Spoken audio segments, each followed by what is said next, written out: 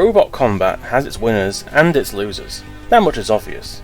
But there was a handful of bots that could have been great, but circumstances one way or another led them to being unable to live to their full potential, and that's what I'm here to discuss. After giving it some intense thought which would rival Einstein in terms of sheer brain power, I decided to construct a list of the top 10 bots that deserved better. For this list I tried not to include any teams that made it to a semi-final. However, I did make some exceptions for teams that entered a different bot than their successful one, as long as the potential wasn't achieved. Without further ado, here are the top 10 bots that deserved better. Number 10. AllTalk. Starting off this list is a bot that is severely underrated, and AllTalk in Series 2 debuted well by getting a commendable gauntlet run and ruining Matilda's day in the joust. Unfortunately, its run was ended by King Buxton and was overpowered. They returned with a beefed up bot and shoved Crippler sideways into the pit, before coming unstuck against the eventual heat winner Thing 2 and Razor in the first World Championship. It had great pushing power and was well driven, but what did the team think of to improve the following series? A polycarb box with a tiny saw. Okay. What about Series 5? Okay. I had to put this one at number 10 because it was much more the team that ruined the robot rather than bad luck. Still, AllTalk was a powerhouse in the earlier series, and it's a crying shame they didn't maintain this momentum. Number 9. Excalibur. Want to talk about a robot that didn't do very well? Then look no further than Excalibur. The team had previously entered with Disruptor, but it didn't really set the world on fire with its previous performance, aside from Sumo not really doing well and losing to Panic Attack eventually. But along came Excalibur, a sleek silver wedge bot with quite possibly the best looking axe in Robot Wars history. There's a reason why Team Captain Anthony Lockwood still owns the thing. Sadly, the bot barely worked in its fight against Centurion, resulting in an early exit from Series 3. The axe had some potential, managing to penetrate Centurion, lock axes and embed itself into Sergeant Bash. I put it here over some other bots because the improvement was immense, and it was a crying shame to see such a machine go so early. It had the potential for sure, but the team never returned and Excalibur remains a bot that could have been destined for axey goodness. Number 8. Hydra. Hydra's a bot that people rarely talk about, and I'm not exactly sure why. It had a classic mortar setup for the weaponry, and it had an amazing heat filing against Dominator 2 in Series 6. It was well driven and super aggressive, but the series preceding and succeeding its best performance didn't give it much room to grow. Its flipper didn't have much reach in Series 5 and was easily beaten by Spawn again, and in Series 7 was yeeted by gravity and broke the arena wall and subsequently ooted.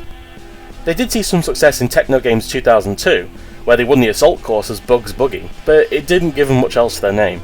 A small and tenacious bot, Hydra was a dark horse in any series it appeared in, and certainly deserves a spot on this list. Number 7. Anarchy. 101 is certainly an iconic classic series bot, being in a close semi-final match against Hypnodisc and losing well to Dominator 2. Why must you hurt my bot so, Dominator 2? Despite this pedigree, the cold hard blades of reality hit it as the tracks are ripped off by Fluffy.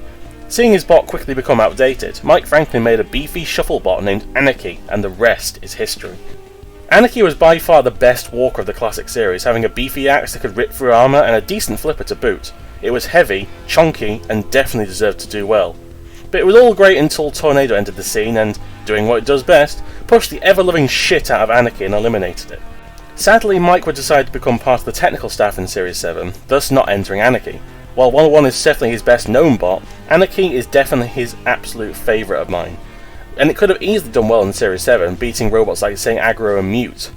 At least we saw it in Techno Games as Scuttle B Squared, so there's a silver lining. Number 6. Arnold Terminator. Arnold Terminator was a little bot that could, and came from a team that had never made a wheeled bot prior to this, having pioneered walkers in Robot Wars with Jim Struts. The Inglis family created a robot made out of a storage tank, sunglasses, glowing eyes, and a lifting arm. On paper, this sounds dumb and a gimmick at best, but this thing managed to achieve some highs in its brief career, such as having the best three-way melee in Series 4 alongside Behemoth and Rambot, defeating Wild Thing to gain entry in the Annihilator, and reaching the final in said event, only losing to Pussycat. To say that this robot's resume was stacked was an understatement, and it was a crying shame that they weren't selected for Series 5, only appearing in Extreme. I remember meeting Ian Inglis at RoboNerd 2019, and he was shocked that someone remembered his robot and enjoyed watching it. To me, this verifies that this robot that no one took any notice of, or nothing special, was one that I loved personally, and honestly, it's one of my favourite robots of the classic era, and I wouldn't place it higher, but the top 5 places have an edge over it in terms of potential. Still, Arnold Terminator will forever remain an underrated gem in Robot Wars history. Number 5. Gravedigger. Cracking the top 5 comes Gravedigger. Admittedly, I could have disqualified this bot from the list since they made the semi-finals in Series 3, narrowly losing to Stegosaurus. However, the bot's true potential lay in its Series 4 design. It was sleek, much more unique looking, and the artwork was stunning. However, the weapon failed to work in its opening melee and was ultimately eliminated early. The team did also manage to qualify for Series 5, but were drawn against the previous semi-finalist Tornado in the first round. They attempted to use their axe configuration but were outmatched by the red box and broke down. As long as Tornado didn't appear in the list again, we're good. It's not like it's going to happen at all at any point in the future. The sad thing is, if it had worked in Series 4, it would have definitely beaten Chronic and would have made the final easily, as the roster in the heat aside from Thermidor 2 wasn't very strong. What disappoints me the most is such great artwork and gorgeous workmanship ends up being forgotten about, and the original bot is just seen as a cheap Cassius clone, disregarding its entire improvement the following series. The team definitely deserved better. Number 4. Gemini. Another bot created by a former semi-finalist, Gemini was the first ever multi-bot design in Robot Wars. Coming off the heels of Mace 2, a decent if flawed lifter, the two plucky bots showed off some impressive flipping capability, eliminating Caterkiller and annihilating the creature with ease. Their last opponent was... what? Oh no. Damn it, Tornado! Stop being good! You're just a no-good cheat anyway. Go to Robo Jail. Anyway, Gemini would return in Series 5, beating Owain's waifu, and then losing unceremoniously to Reactor 2 in an admittedly well-driven and earned victory on the winner's part. This wasn't the best way to end a promising career, so they also entered Extreme, whereby they were beaten easily by Razor, and then lost their Annihilator qualifier to, Napalm 2. Huh. Well, you're going to Robo Jail too. For a team with consistent success with Mace and Mace 2, Gemini could have done so much better and showed lots of promise in its initial series, but just didn't have the same promise the following one. I think the increased weight limit from Series 5 caused the flippers to appear underpowered, and the rear bars that were designed to stop the bot from getting stuck caused the bot to get stuck. Rubeteering. Overall, they deserve better, but it just wasn't meant to be, sadly. Number 3. Supernova. Who could have thought that a group of students who made a wedged box that could short-circuit if the light was turned on, or another bot that died when Saw Point rolled over it, would create such a devastating spinner? Well, Supernova was such a bot. It did put up a worthy fight against Behemoth in Series 5, before being shagged by Matilda. It would then return with its famous logo and ripped off Short Circuit and Ming 3 very easily, before losing unfortunately to Spawn again. They didn't do too much in Series 7 and 8, being shoved around by Storm 2 in the former and falling into the pit in the latter. They made a redesign for Series 9, shredding the Skull Hazard Frostbite before being beaten by Pulsar and Ironside 3. The team made an amazing spinner, and its compact design made it stand out from the crowd. Plus, I know why they had to remove the Superman logo for modern entries, but I'll always miss it. Plus, the team came from mediocrity to have one of the most interesting robots in the early series, which very few teams pull off. They could have been a heat winner in Series 6 if things had lined up for them, and if they'd done so, I might not have put them on this list. Unfortunately, this didn't happen, and we're just having a bot representing what could have been. Number 2. Big Nipper. Saying that Big Nipper is a unique robot is an understatement. The beetle-like claws and the lifting arm made it hard for robots to face off against it if you weren't prepared, and it always tried to have an entertaining fight. After debuting the 5th Wars against Razor, the team spent Series 6 rebuilding and making a much better robot. They even got to the heat final when they lost in a hard-fought battle against the Grim Reaper. While they did make it to the round robin of Series 8, they didn't really have a very memorable performance until Series 10, whereby they launched poor little Smash into the ceiling and getting a very earned victory over Aftershock. It unfortunately didn't make it out of the 10-way rumble, but wouldn't leave the series without crumpling Terror Turtle.